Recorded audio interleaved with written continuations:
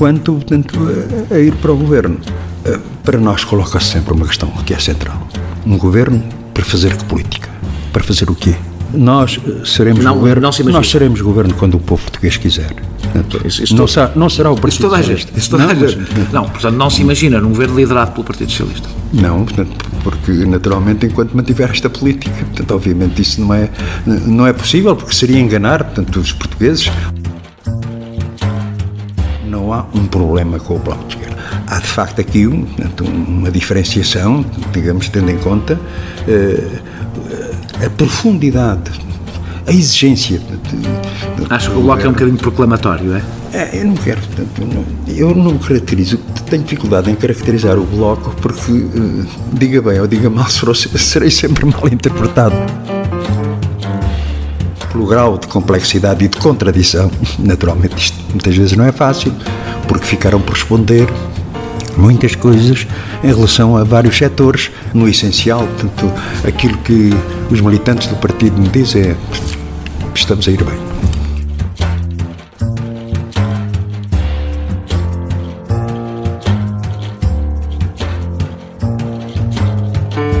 É mais do que uma entrevista, é menos do que um debate. É uma conversa com um contraditório em que, no fim, é mesmo a opinião do convidado que interessa. É um debate em que eu perco sempre. Perguntar Não Ofende é o podcast semanal assinado por mim, Daniel Oliveira, o que não faz chorar. Quase sempre sobre política, às vezes sobre coisas realmente interessantes. Ouça e subscreva em qualquer aplicação iOS, Android, Mixcloud ou no SoundCloud. Vá a patreon.com/perguntar não ofende, conheça as vantagens de ser patrono e apoie financeiramente a produção deste projeto independente.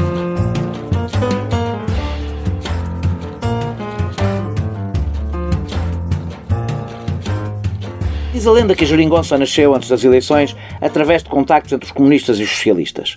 Certo é que o PCP foi o primeiro a dizer que António Costa só não governava se não quisesse. É de alguma forma o pai da geringonça. E era o partido que teria mais dificuldades internas em manter esta solução.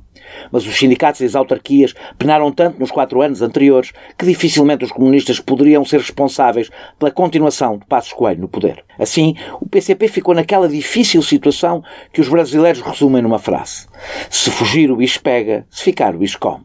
Junta-se ao desconforto geral uma embirração especial: o Bloco de Esquerda. Se a lenda nunca será confirmada, um mito foi desfeito pelo próprio Jerónimo de Sousa. É impossível casar as metas impostas pela Europa com a reposição de direitos. Isto é a primeira perplexidade quando olhamos para um acordo que os próprios signatários consideram ser a quadratura do círculo. O PCP negocia medidas, garante maiorias e depois faz materiais de propaganda em que compara António Costa ao padrinho. Festeja vitórias, enquanto nos garante que a derrota está escrita nos tratados europeus. Viabiliza um governo e diz que ele não é a solução. Uma falta de clareza no discurso pode estar a criar-lhe problemas junto do seu eleitorado, como se viu nas eleições presidenciais e nas autárquicas. O PCP conquista vitórias negociais importantes que parece não querer capitalizar. Elogiados por serem confiáveis, os comunistas têm sabido negociar medidas e, com todos os limites que eles próprios denunciam, ter vitórias num tempo em que a esquerda é sinónimo de derrota. Quando todos os direitos sociais se perdem na Europa, há um país, aqui no extremo ocidental, onde alguns direitos são repostos. Este é o copo meio cheio que os comunistas sempre souberam perceber, com muito mais pragmatismo do que as caricaturas imaginam. Na próxima hora conversarei com o secretário-geral do Partido Comunista Português. Jerónimo de Sousa foi o homem que, com António Costa e Catarina Martins, fez história conseguindo construir uma maioria de esquerda. Ou não é uma maioria, mas apenas um entendimento parlamentar? Ou será um conjunto de acordos bilaterais? Se é difícil nomear, imaginem como é difícil de gerir. Jerónimo de Sousa, muito obrigado por ter aceitado este meu convite. Comecemos pelo nome. O que é isto, afinal, que permitiu que se governasse este país nos últimos 3 anos? Bom, em primeiro lugar, tendo em conta a sua introdução, há um elemento... Teremos aqui muito tempo para desmentir tudo o que eu disse. Que é, portanto, o facto, o elemento colocado antes das eleições, estava no encerramento da campanha eleitoral, portanto, na altura, em Setúbal, e veio uma sondagem, portanto, onde se demonstrava que o PSD e CDS perdiam a maioria absoluta. E aquilo que eu declarei na altura, bom, se confirmar, naturalmente a direita será derrotada, portanto, e o governo, obviamente, tem de sair. na noite das eleições os resultados foram o que foram,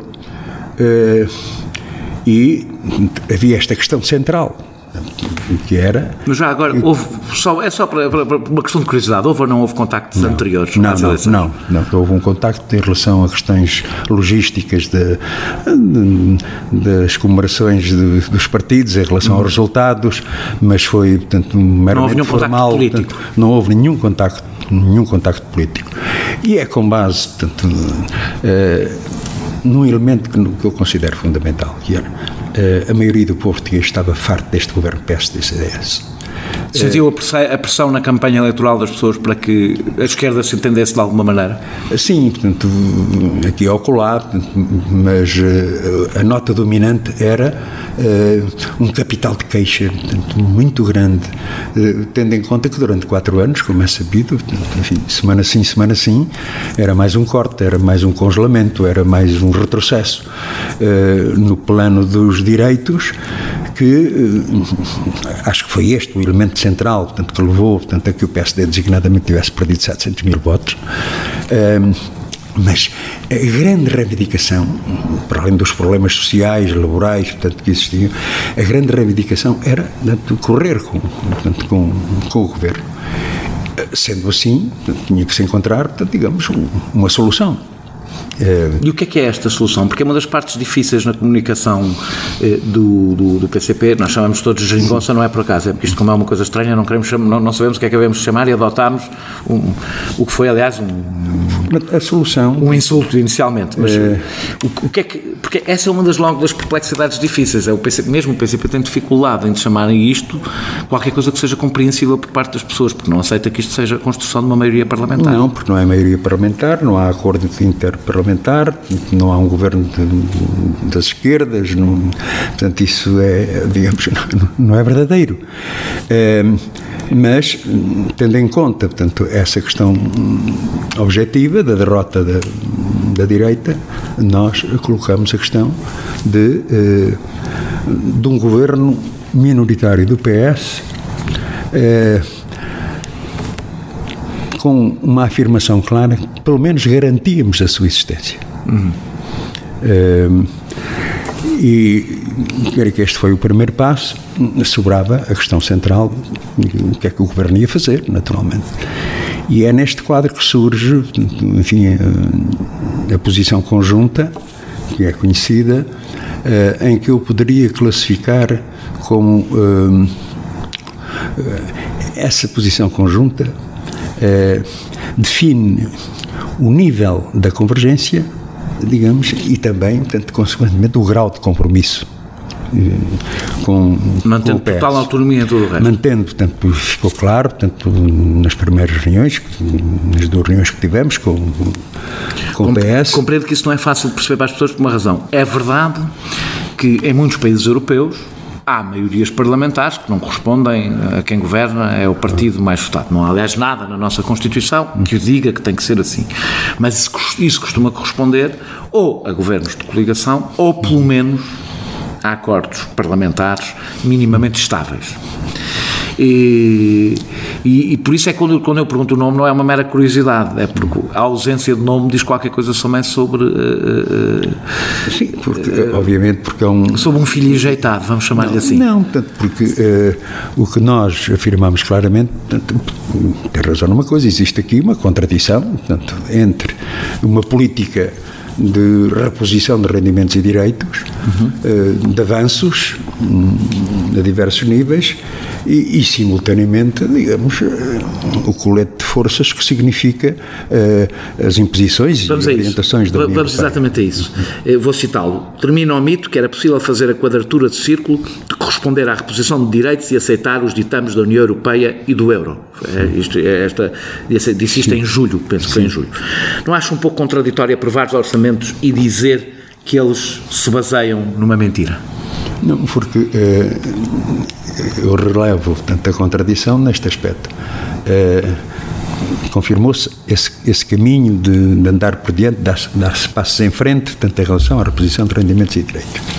Mas nós temos a consciência de que o nosso país sofre hoje de problemas de fundo, problemas estruturais, desde o estado dos serviços públicos a diversos níveis, nos transportes, na saúde, na educação. Existe, portanto, um déficit agroalimentar, portanto, enorme, existe um déficit demográfico, existe um déficit de produção nacional, que, naturalmente, levando à risca, tomando quase como um dogma as orientações, portanto, e imposições enfim, da União Europeia, e este governo a par de um outro elemento que eu acho, dizer que a culpa é da União Europeia, portanto, isso não é toda da União Europeia, isso não corresponde, portanto, digamos, a um rigor de análise, porque há um outro elemento que é do PS não se libertar ainda de alguns traços de política de direita, como, aliás, vimos aqui logo no processo do BPI, no processo da banca, portanto, melhor dizendo, depois com a legislação laboral, portanto, já lá vamos. Em que o Partido Socialista não se libertou, portanto, dessas opções, dessas escolhas. Mas mesmo nas opções orçamentais, eu tenho uma pergunta para fazer. A direita fala muito das cativações.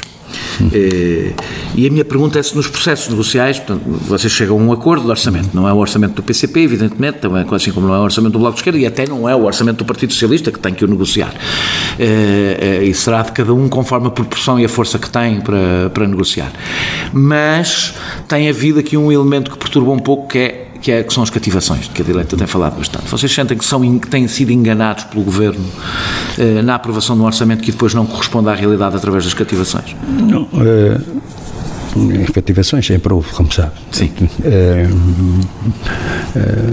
Mais, menos, mas portanto, existe.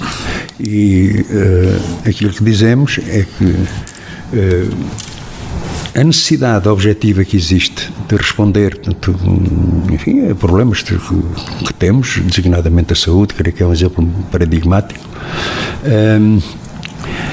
implica que não hajam excessivas cativações que não permitam o investimento necessário para responder, portanto, designadamente em termos orçamentais, aos problemas do Serviço Nacional de Saúde. Mas a minha pergunta tinha mais a ver com uma questão política. Se o orçamento executado corresponde, mesmo que com diferenças naturais que acontecem sempre na execução dos orçamentos, corresponde ao orçamento que os partidos têm aprovado?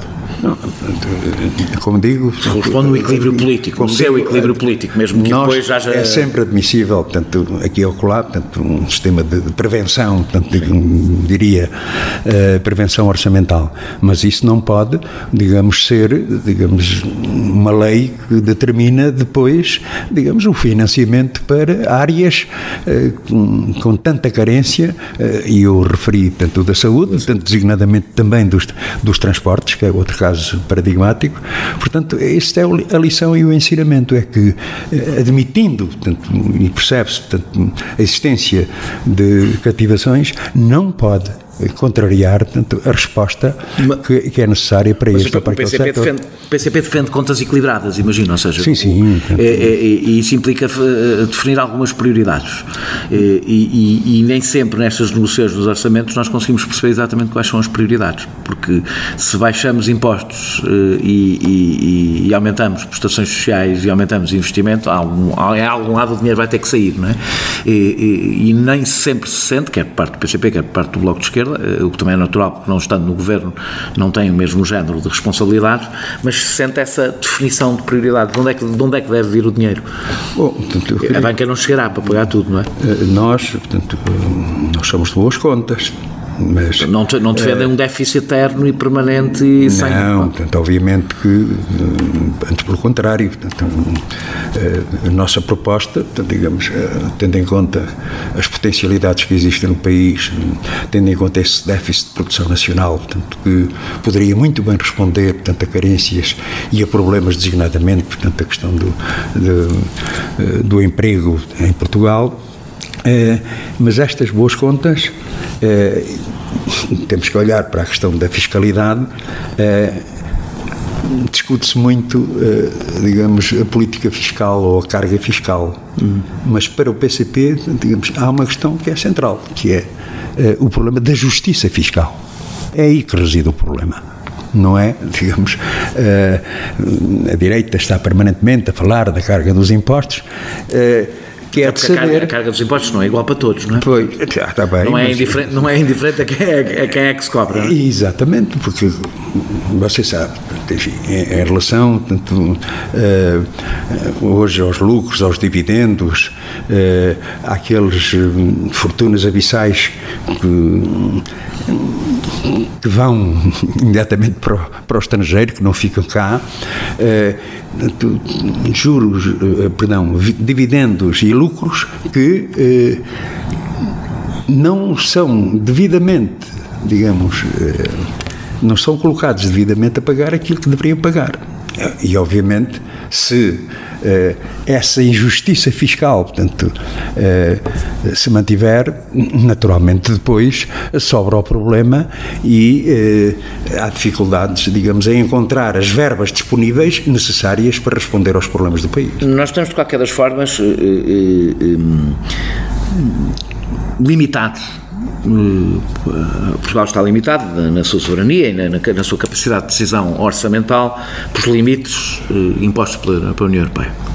Esses limites resultam da atual arquitetura do euro. Nós sabemos qual é a posição do PCP sobre o euro, mas nunca foi claro, o PCP nunca foi claro exatamente no que defende. E é uma questão importante quando queremos fazer este debate, porque se é um limite assim tão importante, provavelmente temos que o fazer. Portanto, a primeira pergunta é se o PCP defende que Portugal deve sair do euro, e como é que essa saída se faz, e talvez mais importante, coisa que eu acho que o PCP compreende perfeitamente, porque está dentro, aliás, da sua cultura, se considera ter uma base social de apoio para essa posição. Ou seja, porque se a resposta for negativa a isso, significa que nós temos mesmo que viver com os limites que o euro nos impõe. Bom, em relação a essa questão, primeiro nós defendemos que essa questão do euro e a sua possível saída não pode ser um ato súbito. Seria, portanto, aventureiro, no mínimo, digamos, saímos, ponto final, parágrafo. Não é isso. Portanto, nós pensamos que deve ser um processo dirigido, digamos, pelo Estado português, naturalmente pelas instituições, designadamente o Governo, que deveriam encetar, tanto esse processo, tendo em conta as consequências que existiram para o nosso país com a aplicação do euro. Portanto, basta ver, portanto, os níveis de crescimento económico que tivemos desde que estamos no euro. Basta ver, portanto, digamos, as imposições e as limitações que se nos colocam, portanto, enfim, com a política da União Monetária, designadamente, que por muito que nós... Assumindo que a entrada de Portugal no euro foi uma catástrofe, eu não tenho, aliás, a minha opinião também, foi provavelmente das maiores catástrofes económicas que aconteceu ao país, mas não deixa de haver aqui um problema. Preparar uma saída do euro não é uma coisa fácil por uma razão. No momento em que um país começa a preparar a saída do euro, provavelmente é imediatamente estrangulado. Nós tivemos, aliás, o exemplo do que aconteceu na Grécia. Ou seja, de 6 meses de negociações que conseguiram cercar a Grécia. Agora não interessa muito descobrir quem é que foram as responsabilidades, exatamente. Então a minha pergunta é, o PCP tem que fazer um caminho, o PCP e quem seja a favor da saída do euro, porque não é a mesma coisa dizer que o euro foi uma catástrofe e ser a favor da saída do euro, pode não se saber como é que isso se faz. Se o PCP está disposto a fazer um caminho de clareza em relação aos eleitores, de lhes dizer que é a favor da saída do euro e começar ele próprio, fazendo a sua parte, a preparar a construção de uma maioria social para a saída do euro. É porque o PCP, apesar de ser contra o euro, não tem um discurso muito claro sobre a proposta que tem.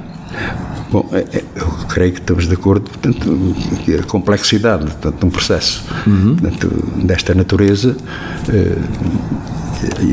e eu insisto nesta ideia, mais reforça aquilo que eu lhe disse há pouco, que é, não pode ser uma aventura, não pode ser, portanto, um ato súbito, mas um processo onde não é o PCP que dirige. Não, quando eu digo o PCP, eu estava a falar de contribuir para construir uma maioria. Não sairá do euro se a maior parte dos portugueses não quiser sair do euro. Isso parece-me evidente. E a maioria dos portugueses hoje não quer sair do euro. Acho que podemos concordar nisso. É um elemento, portanto, que temos de avaliar, mas o que é verdade hoje não é verdade amanhã. Portanto, isto é sempre tudo. Então na Europa hoje é mesmo assim. Sim, hoje e amanhã é mesmo assim. Mas, de qualquer forma, portanto, creio que, do ponto de vista do interesse nacional, Portugal teria, portanto, a ganhar com esse objetivo de libertação do euro, portanto, e das suas imposições, num processo que, naturalmente, resultará da relação de forças existentes, estou de acordo consigo, portanto, mas que, tendo em conta a justeza do objetivo, portanto, eu creio que as dificuldades não deveriam, portanto, ser confundidas com a impossibilidade. O PCP e o Bloco, vamos agora passar um bocadinho mais para grandes escolhas do que foram os últimos 3 anos, as grandes escolhas que foram feitas. O PCP e o Bloco concentraram-se muito na reposição de rendimentos e de direitos, coisa que não é seguramente despreciada, não é nada que alguém possa desprezar. E compreende-se. Agora, parece evidente que a geringonça desprezou a oportunidade histórica de uma maioria de esquerda para fazer algumas reformas. De esquerda, não estou a falar das reformas estruturais de que a direita costuma falar, mas são reformas estruturais, porque as reformas estruturais não têm que ser de direita. Seja a regionalização, seja algumas mudanças para uma escola pública mais progressista, seja na área da habitação, e mesmo as mudanças dos transportes públicos recentes, relativas, por exemplo, porque posso considerar que uma redução brutal do preço dos espaços sociais é uma mudança estrutural, porque tem um grande efeito, não é apenas no rendimento, tem efeito nos próprios transportes públicos e na mobilidade. Essa reforma veio do Partido Socialista. E a minha pergunta é, o que é que fica estrutural dos últimos 4 anos e que parte disso é responsabilidade do PCP ou partilhada pelo PCP? Bom... Reforma estrutural, ou seja, o que é que fica? Sim, que não é só uma mera reposição de rendimentos, como sabe, se perde, muda um governo para a direita e muitos deles se voltam a perder. O que é que fica desta maioria? Permita-me uma nota prévia, que é, nós falamos aqui dos avanços, da reposição de rendimentos e direitos, importantes, limitados, insuficientes, é verdade, mas... há um elemento que eu valorizo muito, que é o facto de as pessoas, portanto, os trabalhadores, os reformados, os pequenos e médios empresários, portanto, não só conseguiram alguma reposição, como reganharam uma coisa que corria risco, que era a esperança. A esperança de que era possível uma vida melhor. Havia este sentimento. Somos provavelmente o único país da Europa onde isto hoje existe. Provavelmente outros poucos. Portanto, porque as pessoas olham, isto é pouco, mas só o alívio que têm de não serem confrontados sistematicamente com perdas, com cortes, com situações dramáticas de flagelar a vida há tantos e tantos. Portanto, este sentimento de esperança verificou-se. Isso não se despreza, é muito importante. Agora a questão é o que é que fica. Sim, mas por outro lado... Isso não fica, como sabe, não é? Eu insisto nesta ideia que porque nesse processo houve uma derrota colossal que é muitas vezes pouco referida, que é a derrota da tese ou da teoria das inevitabilidades. Da TINA. Lembra-se, portanto, enfim, quando se dizia o PSD dizia, portanto, o país está melhor, o povo é que está pior. Portanto, é uma tradição encenável. Mas, em relação a porque é que não se foi mais longe? Portanto, enfim, falou em reformas, podíamos dar outra... Eu dei aqui uns exemplos, para o PCP poderão ser outros, mas por exemplo, o PCP é a favor da regionalização, é um dos casos. Porque é que não se avançou? O PCP é a favor da regionalização, o Bloco de Esquerda é a favor da regionalização, o Partido Socialista é a favor da regionalização, tiveram todos do mesmo lado no referendo da regionalização, e porquê é que não houve regionalização? Porque o PS agora, e o PSD, particularmente esses dois, não estão de acordo com... A minha questão é, generalização. A questão é, isto é objetivo. O PCP chegou-se à frente em alguma... A questão laboral nós já lá vamos, mas o PCP chegou-se à frente em algumas reformas fundamentais para o país, ou ficou-se por tentar conquistar algumas coisas que são importantes, evidentemente, mas que, como nós sabemos, são, a qualquer momento são reversíveis todas elas. É porque a direita, quando esteve no poder, deixou marca e fez reformas muito difíceis de recuar, e faz um pouco de confusão que a esquerda não o consiga fazer. Sim, mas aqui encontramos, portanto, um obstáculo objetivo, que é, portanto, as escolhas do Partido Socialista, ou do governo minoritário do PS, se quiser, que em relação, portanto, a matérias de fundo não nos acompanha. Eu disse, portanto, que a posição conjunta define o grau de convergência e o nível do compromisso. E é verdade que elas ficaram praticamente apenas pela reposição de direitos e sempre que o PCP, seja, por exemplo, em relação às PPPs, portanto, enfim, acabar com as PPPs, a renegociar, portanto, outras, que era uma perspectiva que tínhamos, portanto, que daria resposta a alguns problemas que temos, designadamente nos transportes, portanto, o Partido Socialista nunca, portanto, aceitou... Houve um momento em que nós tivemos esperança noutra área, mas que tem a ver com isso que está a dizer, em que tivemos esperança que pudesse haver alguma convergência para mudar algumas coisas. Foi na história dos contratos de associação e dos colégios, onde se pode dizer que o Partido Socialista fez recuar, o governo fez recuar posições, e disso bem me lembro, o PCP e o Bloco de Esquerda estiveram do lado do governo nesse combate. Esperava-se que isso acontecesse noutras áreas, mas não voltou a acontecer em praticamente área nenhuma. Não, porque sempre, tanto o Partido Socialista, ou o governo do PS, melhor dizendo, colocava sempre, portanto, dificuldades, particularmente no plano orçamental, no plano financeiro, em que esbarrávamos sistematicamente, digamos, nessa resistência do Partido Socialista, do PS e do seu governo, para se disponibilizar, portanto, em relação a matérias tão importantes como aqui referiu, portanto, enfim, por exemplo, a regionalização. Nós temos a consciência que não há uma verdadeira descentralização sem regionalização. São inseparáveis. Pode-se falar de desconcentração, é outra coisa, ou de transferência de responsabilidades, é outra coisa, mas consideramos que a questão de uma verdadeira descentralização não pode passar ao lado desse elemento, inscrito até na Constituição da República, como sabe, tanto que continua por concretizar, porque perguntemos ao PS, perguntemos ao PSD. Portanto, o argumento, nem sequer dizem que não estão a favor, portanto, dizem que agora não. Portanto, que é uma questão, portanto, que bloqueia. Digamos, vamos a outra área onde houve dificuldades de entendimento, mas até mais com o PCP do que com o Bloco. Tem a ver com as alterações que foram feitas, as alterações laborais. E considera que houve um recuo ou apenas uma oportunidade perdida? Bom, ou um avanço, ou uma terceira possibilidade, um avanço demasiado curto, porque na precariedade, apesar de tudo, houve alguma coisa que se fez, não ficou exatamente na mesma, portanto, e não deixa de ser, provavelmente, o primeiro acordo que me lembro, poderá ter uma leitura diferente da minha, e aí a resposta é que é um recuo, que não é um recuo. Ou seja, é a primeira vez que há um acordo laboral que não corresponde, pelo menos, a um recuo do ponto de vista de direitos laborais. Bom, eu continuo a considerar que é uma oportunidade perdida, portanto, e acaba por se traduzir num recuo. Em que sentido? Por exemplo, em relação à questão da contratação coletiva, à questão da caducidade dos contratos.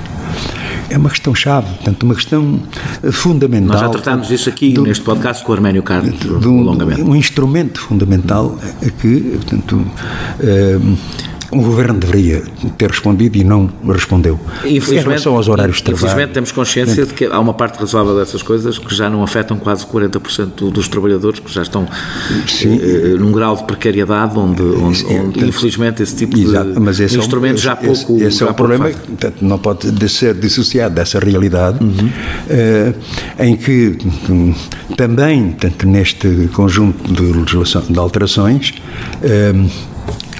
o Governo não deu resposta à questão da precariedade, fundamentalmente porque despreza um princípio que nós consideramos vital, que é um posto de trabalho permanente, um contrato de trabalho efetivo.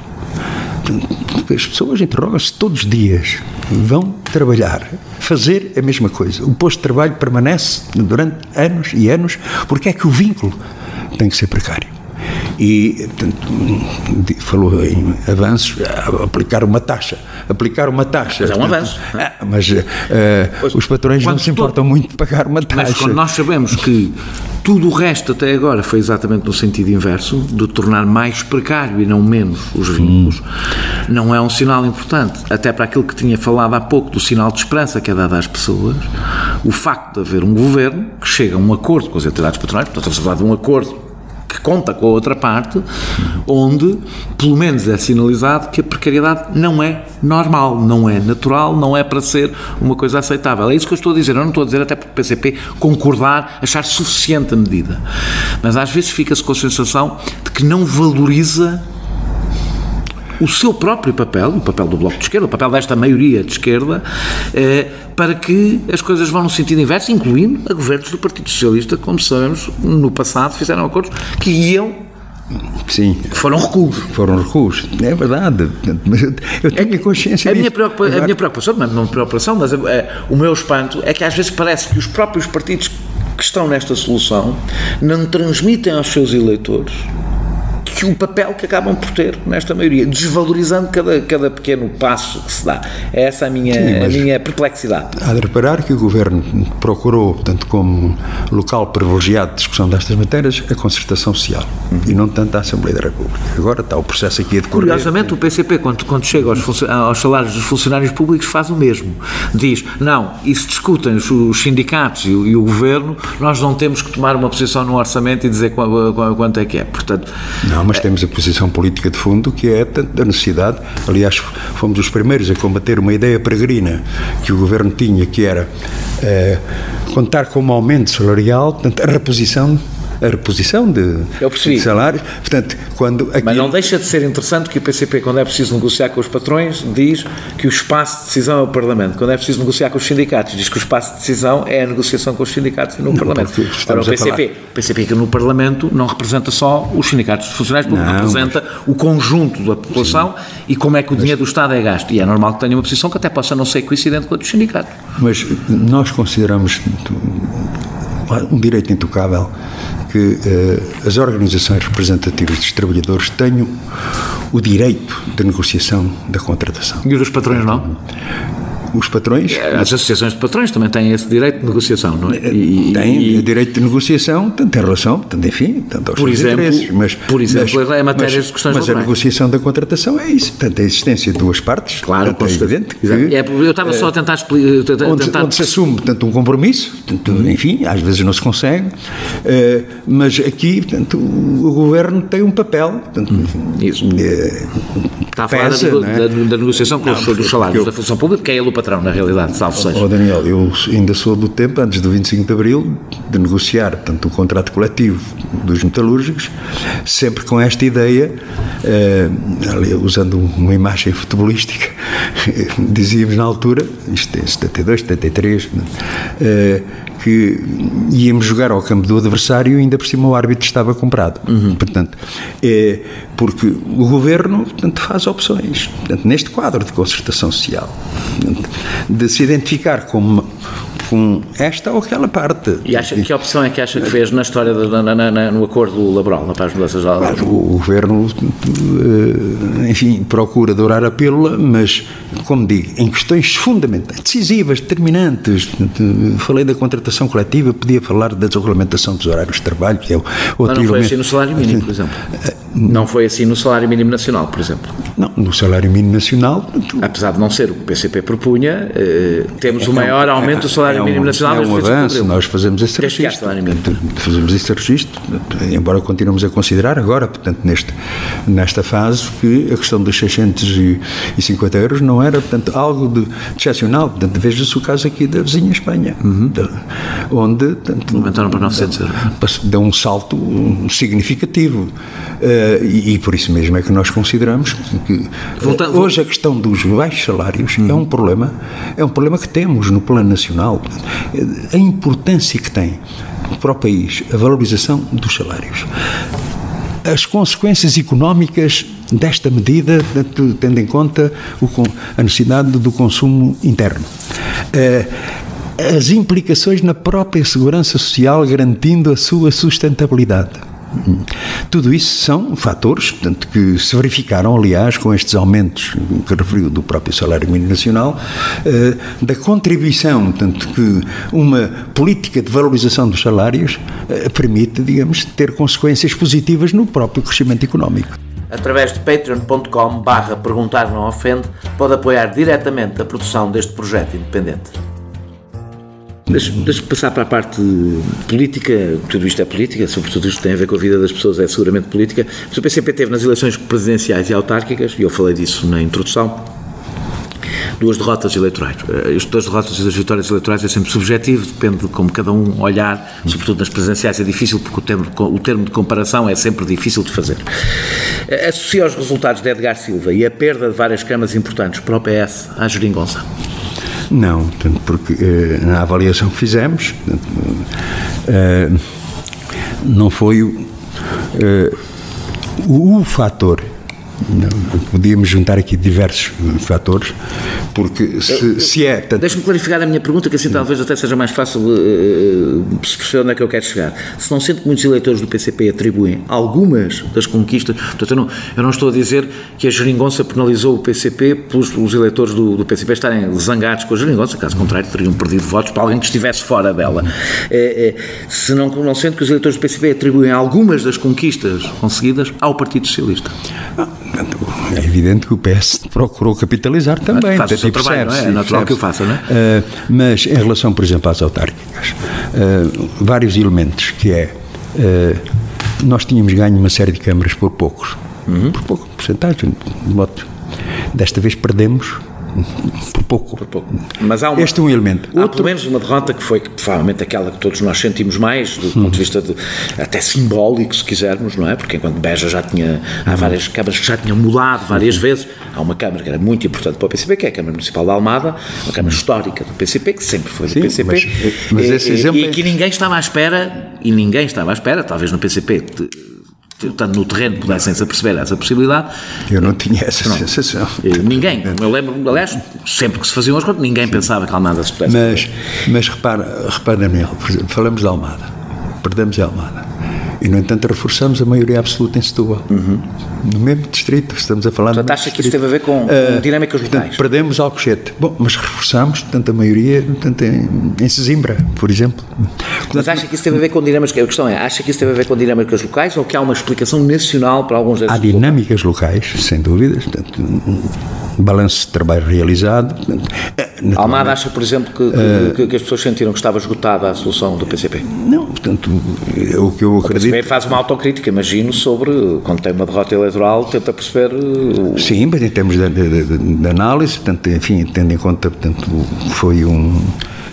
que não foi, portanto, um resultado brilhante. Não estou a falar do resultado, é as razões para o resultado. Agora, as razões, portanto, eu diria, portanto, fatores locais, fatores nacionais, portanto, obviamente. E nos fatores nacionais põe, por exemplo, esta ideia de que as pessoas, que alguns eleitores do Partido Comunista podem associar, se vendo a sua vida melhorar, associar isso ao Partido Socialista, que é quem está no governo. Mas eu diria que não foi o elemento predominante. Eu, por exemplo, dou o exemplo das presidenciais em que eu fui analisar cuidadosamente os resultados eleitorais de Edgar Silva. E foi muito no início ainda desta maioria. E não tenho a menor dúvida, olhando para mesa a mesa, fui ver mesa a mesa, sobretudo as vezes onde o PCP tem mais força, que o voto do PCP foi sobretudo para o candidato apoiado por Sampaio da Nova, foi sobretudo para aí que o PCP perdeu o voto. Perdeu o voto em relação ao seu voto legislativo.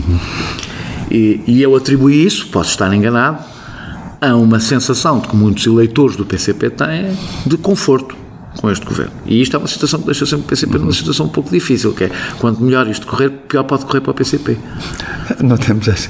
Quanto melhor correr, eu imagino, com certeza, com certeza que querem, tenho a certeza que querem correr o melhor aos portugueses, não é isso que eu estou a falar. Quanto melhor correr para a maior parte das pessoas, pior não é para os resultados eleitorais do PCP. Vamos pôr a coisa assim, não para o PCP, imaginando que o PCP não pensa apenas nos seus resultados eleitorais. Colocou aí, tanto uma questão que mereceu também a nossa análise, por exemplo, em relação à candidatura de Sampaio da Nova, em que estava, portanto, digamos, numa grelha de concorrência. Seria um candidato, vou dizer uma coisa, eu fiquei um pouco espantado pelo PCP apresentar um candidato próprio, porque seria um candidato que corresponde ao perfil de candidatos que o PCP apoiou, de democratas independentes, que o PCP apoiou noutras circunstâncias, apresentando um candidato próprio, mas de qualquer forma. Portanto, enfim, e eu atribuí isso ao facto do Bloco de Esquerda ter um candidato próprio também. O facto do PCP manter o seu candidato até ao fim, o facto do Bloco de Esquerda ter um candidato. Mas de qualquer forma, enfim, nós concorremos em relação às presidenciais, assumimos em termos de partido essa batalha numa primeira fase, e demos sempre uma contribuição positiva para que a democracia, portanto, fosse garantida através mesmo das eleições presidenciais. Agora, em termos de mobilização do nosso eleitorado, portanto, para o bem e para o mal, portanto, a direção do partido tem essa responsabilidade. Enfim, eu também já fui candidato às presidenciais 2 vezes. Com bom resultado. Com bom resultado. Portanto, a primeira que deu a vitória ao Sampaio, contra Cavaco Silva. E, digamos, a segunda, portanto, enfim, em que tivemos uma porcentagem interessante. O PCP várias vezes concorreu, tirando 2, se não me engano, para estar a fazer mal as contas, o candidato presidencial até teve maiores votações do que o partido. Sim. As 2 exceções foram, penso eu, com António Abreu, penso que foi, sim, com António Abreu, António e Abreu. Agora com a Darcy. É verdade, portanto, enfim, mas em relação à candidatura que assumi, portanto, o camarada Carvalhas também assumiu com um bom resultado, também. Umas eleições mais quadro fáceis, em que as pessoas não estavam apertadas, portanto, enfim, não havia... que já sabia, digamos, o resultado à partida. Não havia atenção em relação a qual seria o resultado das presidenciais. Coisa que também acontecia nestas eleições, na realidade, não é? Portanto, já toda a gente sabia que Marcelo ia ganhar as eleições, ninguém... E, no entanto, o PCP não conseguiu valorizar isso. E agora eu passo para a segunda pergunta, que tem a ver com isto. Se o PCP estivesse no governo, era mais provável que os eleitores do PCP associassem os ganhos que tiveram ao próprio PCP. E a minha primeira pergunta, eu tenho uma segunda, mas a primeira pergunta é se é verdade o que escreveu Cavaco Silva nas suas memórias, que o PCP estava disponível para integrar o governo. Bom, eu, com o sentido da responsabilidade que tenho, portanto, quero garantir-lhe que nunca foi uma questão que estivesse colocada em cima da mesa. Portanto, o ex-Presidente da República não está a dizer a verdade? Não, ele portanto, arranja um subterfúgio, portanto, quer dizer que Costa teria anunciado que, portanto, não sei se lhe anunciou ou não, portanto, enfim, isso é um problema outro, mas quero dizer que, portanto, aquilo que nós discutimos foi a procura de uma solução política.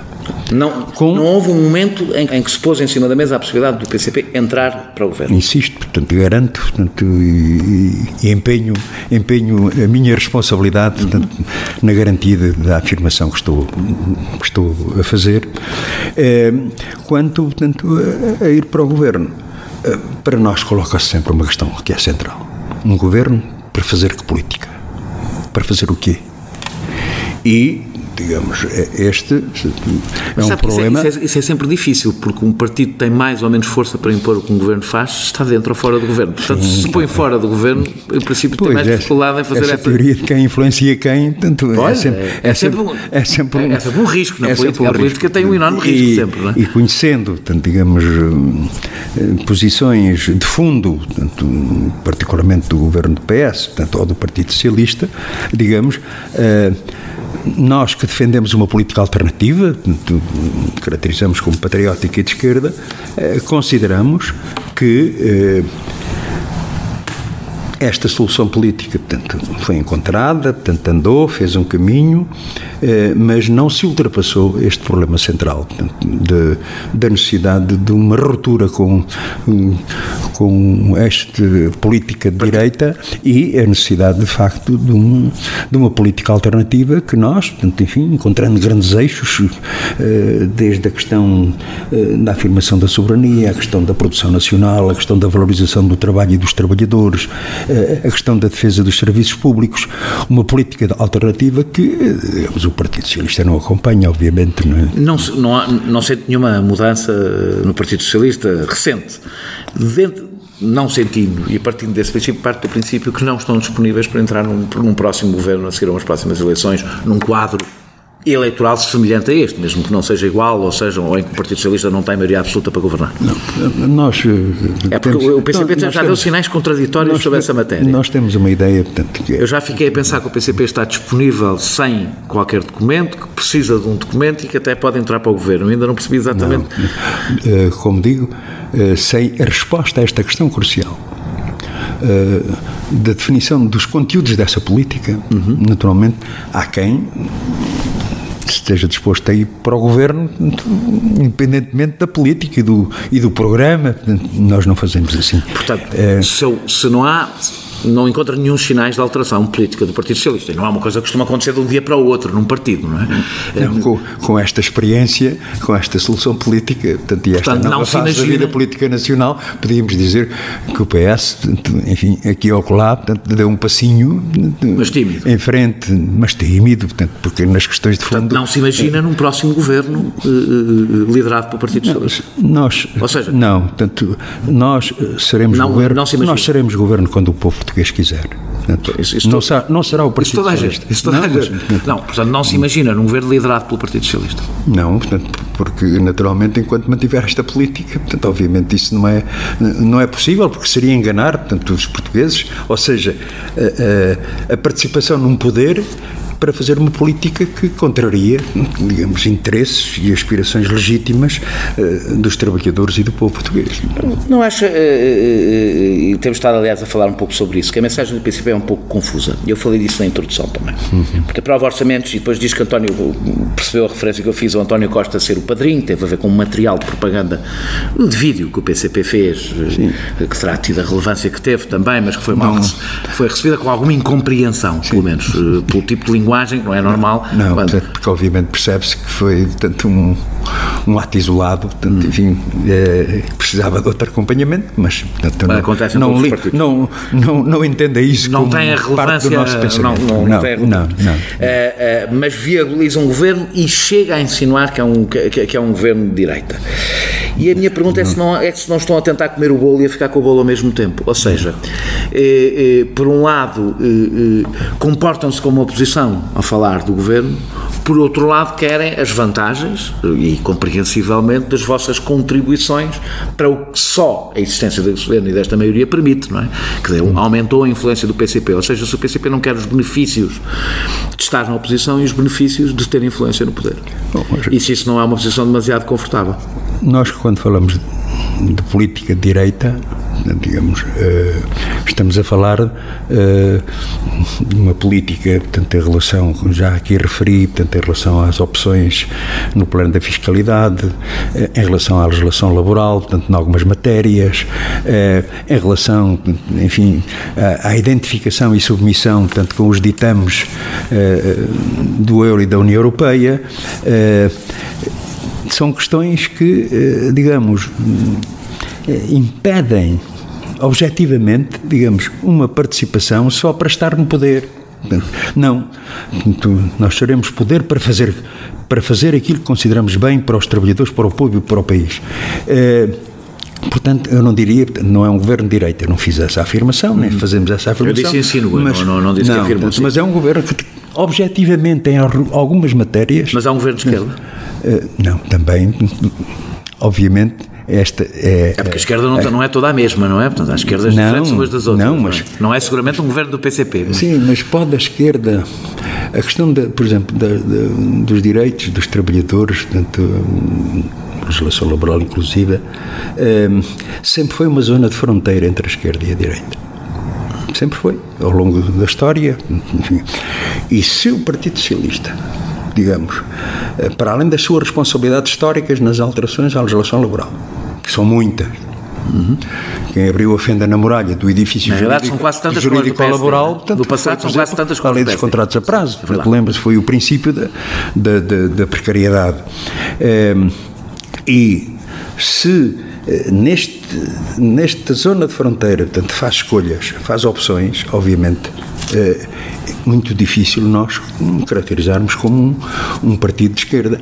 Depois, portanto, em relação a algumas preocupações sociais... Mas eu não falei do Partido Socialista no Partido de Esquerda. Perguntei se este era um governo de esquerda, porque este governo tem uma característica. É um governo que, por ter que negociar com os partidos à esquerda, não está exatamente no ponto central do Partido Socialista, não é? Está mais deslocado para a esquerda do que normalmente estaria. Sim, muitas vezes contra a vontade. Pois, aqui isso na política também isso na política é quase irrelevante, não é? O que interessa é o que acontece. Mas de facto, eu insisto nesta ideia, nós criamos as condições, portanto, e garantimos a existência de um governo minoritário do PS, de uma solução política que foi encontrada. Garantimos a sua existência, portanto, e colocamos, portanto, uma base de medidas que poderiam constituir, portanto, um encetar de um caminho diferente, que se verificou, particularmente em relação a esses avanços, portanto, a essa reposição de rendimentos e direitos. Mas sempre que se procura uma resposta estrutural, uma resposta mais de fundo, para resolver os problemas nacionais, nós encontramos, como digo, resistências e rejeições por parte do governo do PS. Uma das coisas mais estranhas destes anos, devo dizer, pelo menos para mim, olhando de fora, é a competição entre o Bloco de Esquerda e o PCP. A competição acho normal, são partidos diferentes, com propostas diferentes, não assim tão diferentes, mas agora vou usar uma expressão sua, que não é minha, para meter a bandeirinha em cada medida. Não acha que esta dificuldade de entendimento entre o Bloco de Esquerda e o PCP dá uma enorme vantagem negocial ao Partido Socialista? Ou seja, que o Bloco de Esquerda e o PCP, por não se conseguirem entender num momento em que de alguma forma têm entendimentos simultâneos, vamos dizer isto assim, com o Partido Socialista e com o Governo, que se conseguissem coordenar, teriam conquistado muito mais coisas ao Partido Socialista do que se continuassem a competir, a ver quem é que isoladamente conseguiu mais. Bom, desde o princípio... Isso não cria alguma perplexidade, esta dificuldade de entendimento de partidos que votam em 99% das vezes do mesmo lado? Desde o princípio desta solução política, nesta fase da nova fase da vida política nacional, nós decidimos, portanto, que o relacionamento com o Governo era bilateral. Porquê? Porque é que isso cria uma desvantagem objetiva ao PCP. Porque o PCP escolheu, para não estar ao lado do Bloco de Esquerda, uma coisa que o prejudica do ponto de vista negocial. Não prejudica nada. Enfim, o Bloco tem as suas propostas, aliás, que muitas vezes é coincidentes com as do PCP. Portanto, identificam-se, mas eu não estou só a falar, portanto, em relação, portanto, ao Governo e às negociações com o Governo do PS. Estou a falar mesmo aqui do cotidiano, aqui do dia-a-dia. Eu 99 exagerei, mas eu já vi as contas, acho que é 95 ou 96% das vezes o PCP e o Bloco de Esquerda votam da mesma maneira. Seriam os partidos que deveriam ter mais facilidade em conversar um com o outro, e parece que são os partidos no hemiciclo que têm mais dificuldade em falar um com o outro. Olha, que eu falo bem com todos. Sim, mas não fala tão bem, fala pior que eu. Quando eu digo, eu não estou a atribuir só ao PCP a responsabilidade disso. O que eu estou a perguntar é difícil de compreender para qualquer pessoa exterior ao Bloco de Esquerda e ao PCP, porque é que o Bloco de Esquerda e o PCP, que podiam, numa negociação com o Partido Socialista, ter força conjunta para puxar o governo à esquerda, preferem falar sozinhos com o Partido Socialista. Porque juntos ou separados, portanto, ia dar ao mesmo, porque naturalmente as propostas que fazemos são conhecidas, naturalmente as propostas que o Bloco faz são conhecidas, verifica-se... A informação que partilham ou não partilham podia fazer grande diferença, mas porque o Governo tem mais informação do que vocês.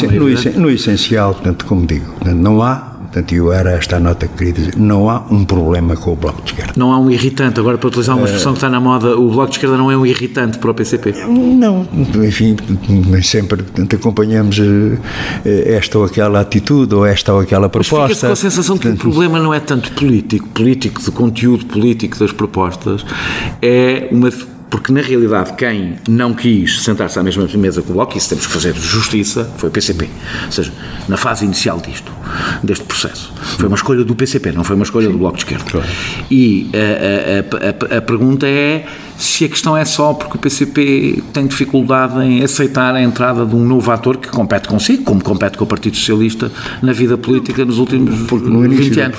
No início do processo, portanto, foi o PCP que, digamos, teve ali um papel determinante em encontrar tanta solução política. Com certeza. E ninguém retira isso ao PCP, o que não impedia ao PCP de conversar. Não, portanto, e devo-lhe dizer que, mesmo nessa fase posterior às primeiras reuniões, portanto, falámos com o Bloco.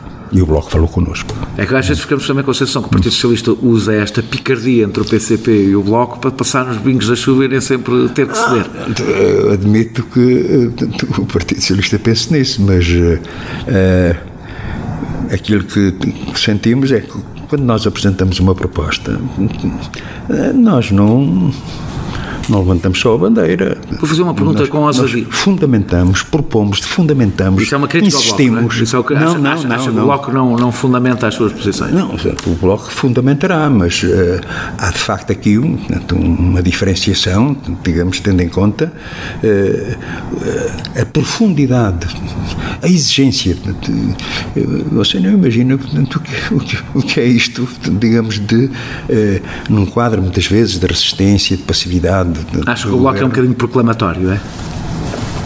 Eu não quero, eu não caracterizo, tenho dificuldade em caracterizar o Bloco porque, diga bem ou diga mal, serei sempre mal interpretado. Portanto, eu acho que aquilo que... Não imagina o PCP e o Bloco a concorrerem juntos, tendo em conta toda a convergência política que tem? Eu não digo nas próximas eleições, mas a um dia conseguirem vencer este irritante que parece dividi-los, esta comissão que parece dividi-los e apresentarem-se juntos, tendo em conta que diferenças programáticas terão diferenças em algumas áreas, mas não são. Há coligações feitas com partidos com muito mais divergências que o Bloco de Esquerda e o PCP tem sobretudo diferenças culturais bastante fortes, isso é evidente. Eu não sou capaz de fazer futurologia, não é esse o quadro que se apresenta. Obviamente a evolução da vida determinará, portanto, as soluções políticas. Para terminar, o que é que vai dizer aos eleitores na próxima campanha eleitoral?